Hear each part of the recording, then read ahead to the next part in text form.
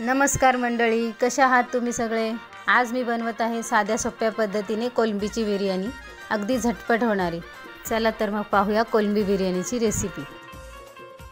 मी अर्धा किलो बासमती तांदूळ घेतलेले आहेत। ते स्वच्छ धुवून अर्धा तास भिजत ठेवायचे आहेत आणि तोपर्यंत आपण बिर्याणीची तयारी करूया। आता मी एका पातेल्यामध्ये तेल घेतलेलं आहे, त्यात घालणार आहे अख्खा गरम मसाला। त्यात दालचिनी, चक्रीफूल, हिरवी वेलची, शाही जिरा, जायपत्री, मोठी काळी वेलची आणि तेजपत्ता। 2 मोठे कांदे उभे चिरून घेतलेले आहेत। त्यात ते चांगले परतून गोल्डन असे ब्राऊन झाले की त्यात मी टाकणार आहे टोमॅटो टाकल्यावर पण चांगलं व्यवस्थित हलवून घ्यायचं आहे, त्याची चांगली अशी ग्रेव्ही तयार झाली पाहिजे। आता त्यात घालते आला लसूणची पेस्ट। सगळं चांगलं परतून झालं की त्यात टाकूया आगरी मसाला, हळद, थोडा गरम मसाला आणि बिर्याणी मसाला। त्याला चांगलं तेल सुटेपर्यंत परतून घ्यायचं आहे आणि त्यात टाकायचं आहे दही टाकल्यावर पण व्यवस्थित थोडं शिजून द्यायचं दहीला। चांगलं तेल सुटेपर्यंत त्याला पण हलवून घ्यायचं आहे आणि त्यात टाकायची आपली कोलंबी टाकल्यावर व्यवस्थित हलवायचं आणि त्यात टाकायचं आहे चवीनुसार मीठ। थोडंसं पाणी टाकून व्यवस्थित हलवून आपण वाफेवर शिजून द्यायचं आहे।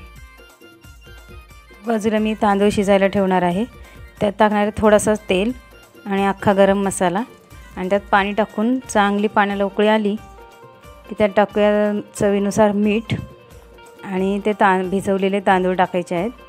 आणि तांदूळ जास्त शिजून द्यायचे नाही आहेत, थोडे कडक असतानाच, म्हणजे जास्त ओव्हर कुक नको व्हायला, थोडे कडक असतानाच आपण त्यातलं पाणी काढून टाकणार आहोत।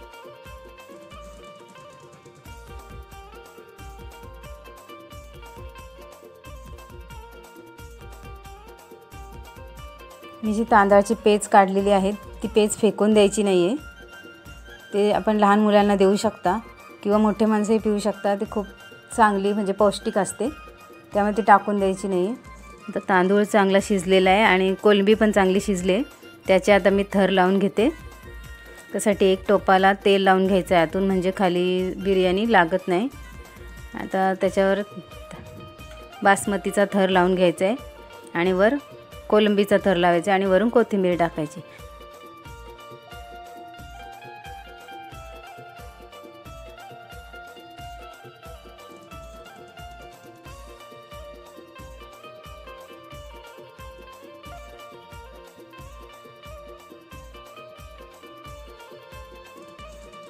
थर लावून झाल्यानंतर वरून तूप घालायचं आहे आणि मी घेतलेला आहे ते एक जिलेबी कलर।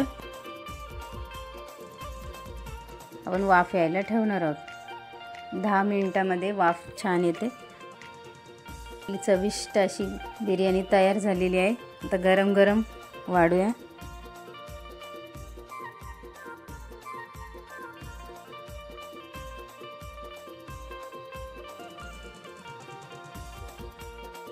मंडळी, कशी वाटली माझी कोलंबी बिर्याणीची रेसिपी नक्की कमेंट करून सांगा आणि माझ्या चॅनलवर नवीन असाल तर सबस्क्राईब करा, लाईक करा, शेअर करायला विसरू नका। धन्यवाद।